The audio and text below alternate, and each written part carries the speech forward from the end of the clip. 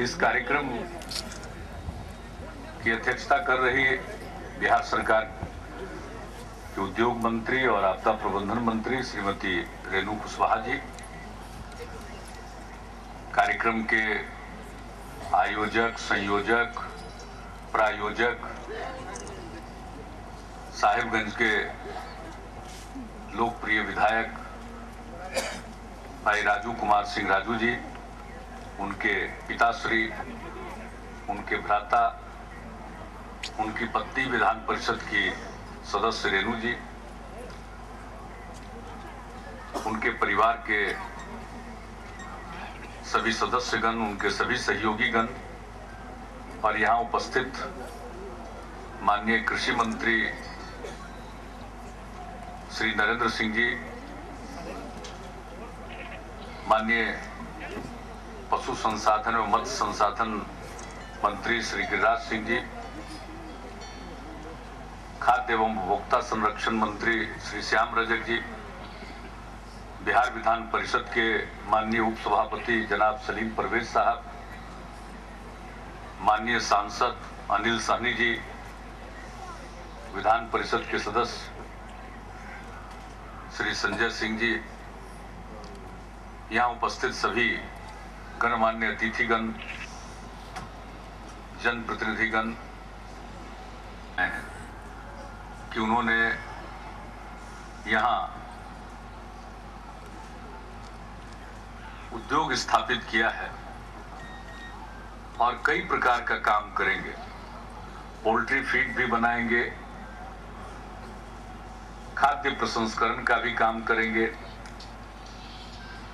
Fishery से भी संबंधित, मत्स्य से संबंधित यहाँ कार्य करेंगे। तो कुल मिलाकर बिहार में जिसकी सबसे अधिक संभावना है कृषि पर आधारित उद्योग की, उसको स्थापित करने की इन्होंने पहल की है, एक जनप्रतिनिधि होते हुए भी। और इस रूप में इन्होंने अपनी उद्यमिता का, एंटरप्रेन्योरशिप का परिचय दिया है। मैं इसके लिए उनका अभिनंदन करता हूं। और इसी तरह से ये कोई जरूरी नहीं है कि कोई राजनीति में हो, समाज सेवा में हो, वो उद्यमशील नहीं हो सकता है या कोई उद्यम नहीं कर सकता है। अपने राजनीतिक कार्यों के अतिरिक्त ये काम करने का उन्होंने निश्चय किया, हम सब लोगों ने प्रोत्साहित किया। शुरू में हम लोग जानते थे, जब हम लोगों के साथ जुड़े तो ये पता चला कि इनके परिवार का कारोबार रूस में है, इनके भाई यहाँ पर आए हुए हैं, वहाँ मेडिसिन का काम इनका है, उसकी यूनिट है, उत्पादन करते हैं। तो एक दिन यूं ही हमने इनसे कहा बहुत पहले कि भाई आप लोग यहाँ कुछ क्यों नहीं करते। तो आज भी इनके भाई आए हुए थे तो हमारे कान में धीरे से कह रहे थे कि जरा भैया को भी कुछ कहिए ना। तो उनको भी हमने कहा कि आप भी अपना यहाँ कुछ काम कीजिए। भाई ने तो किया, और इसके अलावे चीनी मिल भी स्थापित कर रहे हैं राजू जी, हो रहा है उसका भी काम आपका। तो सब हम लोग इनको शुभकामना देने आए हैं और हमने घूम करके भी देखा है। और एक जो शिलान्यास करवाया फूड प्रोसेसिंग के लिए, जिसमें ये कई प्रकार की चीजों को प्रसंस्कृत करके उसकी पैकेजिंग करेंगे। तो ये मटर को, उसी तरह से कई सब्जियों को, तो आज हमने इनको सुझाव दिया कि हरा चना के बारे में भी देख लीजिए, वो पटना में बड़ा लोकप्रिय है, तो उसकी भी खपत होगी। यहाँ भी है, तो यहाँ भी है तो और अच्छा है। हम लोग तो समझ रहे थे कि पटने में ज्यादा लोकप्रिय है, लेकिन वो सब जगह है। और ऐसे सीजन के टाइम में तो मिल ही जाता है, लेकिन बिना सीजन के भी अगर हरा चना मिलेगा तो जरूर उसको पसंद करने वाले लोग बिहार में हैं। तो हमने यूं ही सुझाव दिया, अगर वो लगे कि प्रॉफिटेबल है तभी कीजिएगा, नहीं तो हम लोगों के चक्कर में नहीं, कोई पार्टी का काम नहीं है। ये आप देख लीजिएगा कि अगर उसकी गुंजाइश है, संभावना है, अपने विशेषज्ञों से बात करके अगर ऐसा लगे तो जरूर उसको भी स्थापित कीजिएगा, तो हम भी एक कंज्यूमर रहेंगे उसके जरूर। तो बहुत खुशी की बात है अब हाजीपुर में कर रहे हैं, अब कुछ लोग कहते हैं कि सुई का कारखाना नहीं लगा। पता नहीं अब सुई किस जमाने की बात हो गई। अब कारखाना लगता है खाद्य प्रसंस्करण का। इसी कॉम्प्लेक्स में बिस्कुट का लोग कारखाना लगा लिया, कोई डिटर्जेंट का कारखाना लगाए हुए है, कोई कुछ है अनेक, और कहीं जाने की जरूरत नहीं है। लोग को हाजीपुर के औद्योगिक प्रांगण को ही देख लेना चाहिए। कितने नए नए लोग आ रहे हैं, एक माहौल बना है और अब चारों तरफ से लोग आ रहे हैं। देखिए, उद्यम सिर्फ कोई कारखाना, लोहे पर आधारित कोई चीज बने वही कारखाना है, ऐसा नहीं है। उद्यम तो अनेक प्रकार के हैं। बिहार में कहां हम लोगों के पास आयरन ओर है, वो तो चला गया, सब झारखंड में है। यहां तो हमारे पास जो रॉ मटेरियल है वो खेत में ही पैदा होने वाली चीज। एक जमाना था बिहार में गन्ना पर आधारित उद्योग बहुत मजबूत था और देश में कुल चीनी का जितना उत्पादन होता था, लगभग 1/4 चीनी का उत्पादन बिहार में होता था आजादी के पहले। लेकिन अभी स्थिति बिगड़ गई और वो अब 2-3% होता है। तो इसके लिए जिम्मेवार कौन है? केंद्र की नीतियां जिम्मेवार। आजादी के बाद नीतियां इस प्रकार से बनी उद्योग के क्षेत्र में कि जो उत्तर बिहार और पूर्वी उत्तर प्रदेश गन्ना की खेती के लिए सबसे उपयुक्त स्थान था, अब उसकी जगह लोग पश्चिम के प्रांतों में और दक्षिण के प्रांतों में गन्ना का उत्पादन करने लगे जहां पानी की किल्लत है। उन जगहों पर अगर कोई गन्ना की खेती करता है तो उसको 29 बार 30 बार पटवन का इंतजाम करना पड़ता है, पहले ही से पानी कम है। हमारे यहाँ की आबोहवा ऐसी है कि यहाँ अलग से पटवन करना भी पड़े, कभी तो 2 या 3, यानी बड़ी मुफीद जगह ये थी। अंग्रेजों के जमाने में यही वो गन्ना पर आधारित उद्योग खुले, बाद में वो पीछे पड़ गए। अब फिर से उसके लिए एक माहौल बना। अब जब दूसरे राज्यों को आगे बढ़ाना था तो केंद्र सरकार ने नीति बना दी, ये जितना अब तो झारखंड हो गया, उस इलाके से या कहीं से माल ले जाना है, कच्चा माल, तो उस पर भाड़ा समानीकरण नीति लागू हुई। यानी वहां का माल अगर ले जाएंगे और रेलगाड़ी से जो भाड़ा लगेगा वो केंद्र सरकार सब्सिडी के तौर पर प्रदान करती थी। तो नतीजा हुआ कि टाटा एक आए, कहां से आए? स्टील का फैक्ट्री लगाने के लिए और वो बाद में जमशेदपुर कहलाया, टाटा नगर कहलाया।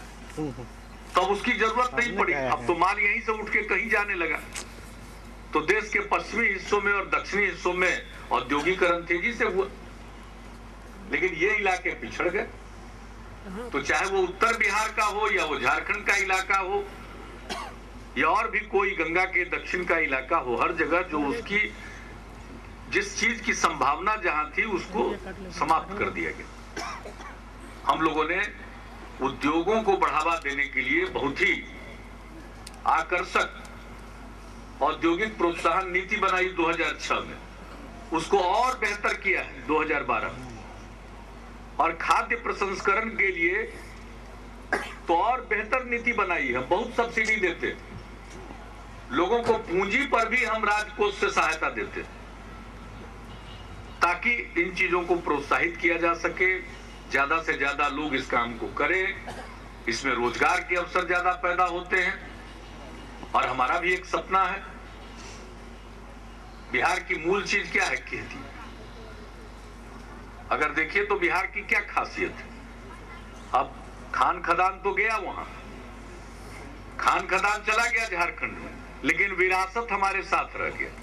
वैशाली यहाँ, केसरिया यहाँ, बोध गया यहाँ, नालंदा, राजगीर, विक्रमशिला यहाँ, ये सब चीजें तो यहाँ है।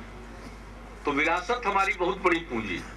दूसरी हमारी मिट्टी, आबो हवा, बाढ़ सुखाड़ का सामना करने के बाद भी हमारी मिट्टी का जवाब नहीं। आबो हवा अच्छी है, जाड़ा भी है, गर्मी भी है, बरसात भी है। अब बाढ़ की समस्या का भी तो हल केंद्र के पास उसकी चाबी है, नेपाल के साथ बातचीत करके करना चाहिए। तो बिहार में इन्हीं चीजों की संभावना और सबसे बड़ी पूंजी है बिहार के लोग। यहाँ के लोग मेहनती हैं और युवा पीढ़ी मेधावी है।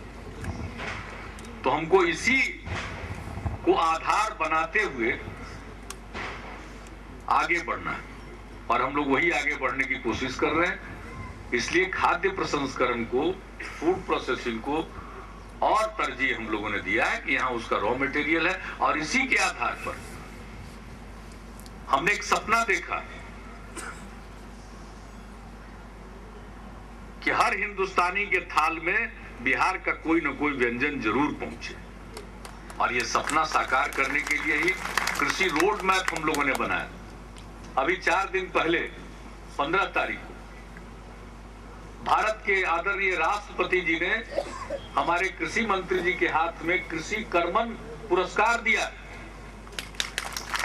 4 साल पहले हम दिल्ली गए थे तो वहां प्रधानमंत्री जी के आवास पर एक मीटिंग हो रही थी और मेरे सामने प्रेजेंटेशन दिखाया गया। कई राज्य के मुख्यमंत्री थे, बहुत लोग थे और उस समय जो दिखलाया गया उसके हिसाब से उत्पादकता के मामले में बिहार को बहुत पीछे दिखलाया गया था। तो हमने उनसे कुछ ज्यादा नहीं कहा, हमने कहा कब का फिगर लेके दिखा रहा है और कुछ नहीं सवाल पूछा। तो कभी 8-7 साल पहले का फिगर लेके दिखा रहे थे। हमने कहा अभी 2-3 साल के बाद फिर दिखाइएगा। अब 2-3 साल के बाद वो दिखाएंगे क्या? सबसे अधिक उत्पादकता के कारण बिहार को कृषि कर्मण अवार्ड मिला। अब किसी को कुछ दिखे नहीं तो हम क्या इलाज करें? आप ही लोग तो इलाज करते ही रहे हैं, आगे भी इलाज आप ही को करना। अगर किसी को नहीं दिखाई दे तो हम क्या करेंगे? सर जरा बताइए। बड़ा सुने थे कि स्टील फैक्ट्री वगैरह आएगा। अब कहां गया स्टील फैक्ट्री सब हम लोगों को नहीं पता। हाँ, लेकिन किसान का जमीन गायब जरूर हो गया। स्टील का फैक्ट्री तो नहीं लगा, लेकिन लोगों की जमीन गायब हो गई और कितने लोगों ने अपनी जेबें भर ली। कहना बहुत सरल है, करना बहुत कठिन है। हम करने की कोशिश कर रहे हैं और जो करते हैं सब आपके सामने। और बिला वजह जो नहीं कर सकते उसका दावा भी नहीं करते। आज हर किसी को लग रहा है कि बिहार आगे बढ़ रहा है। कुछ निराशा के मसीहा होंगे तो उनकी तो कोई सहायता नहीं कर सकता। अब अभी 3 दिन पहले लौट करके गए हैं नोबेल पुरस्कार विजेता स्टिग्लिट्स। अब स्टिग्लिट्स से कोई कहवा देगा क्या? वो खुद गए, कहां गए, गांव में गए, जहानाबाद में गए, कहां गए, हम लोग तो जान भी नहीं रहे थे। आए गए, लोगों से बात की, महिलाओं से बात किया और बात करने के बाद जो उन्होंने देखा खेती के क्षेत्र में महिलाओं का उत्साह, कि वो उत्साह में कह गए कि भाई यहाँ की महिलाएं तो वैज्ञानिकों से भी आ गया। बताइए कि कोई उनसे कहा कहने के लिए? आइए, आप उम्मीद करते हैं कि वो कह देंगे ऐसे लोग। अमेरिका से आए और अमेरिका के नीतियों की धज्जियां उड़ाकर चले गए। उन्होंने कहा कि अगर अमेरिका में स्लो डाउन हुआ, पूछ दिया हमारे डिप्टी सीएम साहब सुशील मोदी जी ने, उनको कह दिया कि जरा बताइए, आपका एक वक्तव्य देखा था खुदरा क्षेत्र में पूंजी निवेश के संबंध में। उसके बाद उन्होंने जो कहना शुरू किया, कहा कि भाई और चीज आवे या नहीं आवे, घुसखोरी का नया तरीका आपके यहाँ जरूर आ जाएगा। हाँ सर, बोलिए ना सर। तो उनका भाषण सुनने के बाद हमने कहा कि भाई आप पूंजीवादी अर्थशास्त्री तो लगते नहीं है। आपकी बात सुन करके तो हमको लगा कि आप समाजवादी अर्थशास्त्री हैं। बहुत प्रसन्न हुए। खैर वो अलग बात है। घंटों बातचीत की उन्होंने। तो ये लोग आ रहे हैं देख करके, कोई कागज पढ़ करके नहीं, सुना बहुत कुछ तो आ गए और बिहार को देखा और बिहार को देखने के बाद वो 4 शब्द बोल कर गए। तो ये कोई कहवा देगा वैसे लोगों से? किसी को दम है कि ऐसे लोगों से कुछ कहवा देगा? उन लोगों को क्या चाहिए? तो अगर बिहार में कुछ नहीं हो रहा है तो बाहर के लोग क्यों सुनना चाहते हैं? क्यों बिहार का उदाहरण देते हैं? देखिए, बिहार एक बहुत पिछड़ा इलाका रहा है और और बिहार के बारे में देश भर में और यहां तक कि दुनिया भर में नाउम्मीदी थी, वही बिहार आज तरक्की के रास्ते पर चल पड़ा है। तो देश को कौन कहे, दुनिया के लोगों को आज उम्मीद की किरण दिखाई पड़ती है कि अगर बिहार आगे बढ़ सकता है तो दुनिया का कोई भी पिछड़ा इलाका आगे बढ़ सकता है।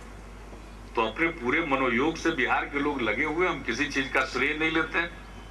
10.5 करोड़ बिहार वासियों का संकल्प है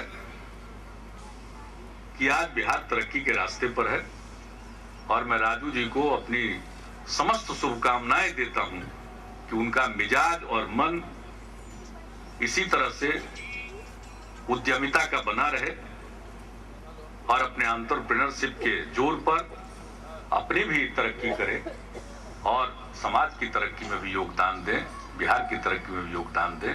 तो आज इस अवसर पर जो इन्होंने पूंजी निवेश करके यहाँ विभिन्न चीजों के उत्पादन का कार्य शुरू किया है, इसके लिए मैं उनको बधाई देता हूं। और इस अवसर पर इतने लोग यहाँ इकट्ठा हो गए तो इस बात का परिचायक है कि लोगों की दिलचस्पी है।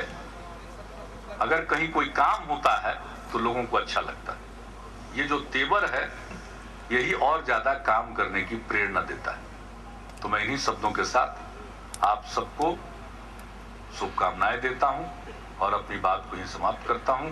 आज 10वें गुरु गोविंद सिंह जी का जन्मदिन भी है, तो यहाँ आने के पहले हम तख्त हरमंदिर साहब में, पटना साहिब में मत्था टेक करके भी आए हैं। और मैं समझता हूं कि आज के इस पवित्र दिन पर आपने अपना काम शुरू किया है, तो गुरु की भी कृपा आप पर बनी रहेगी। इन्हीं शब्दों के साथ बहुत बहुत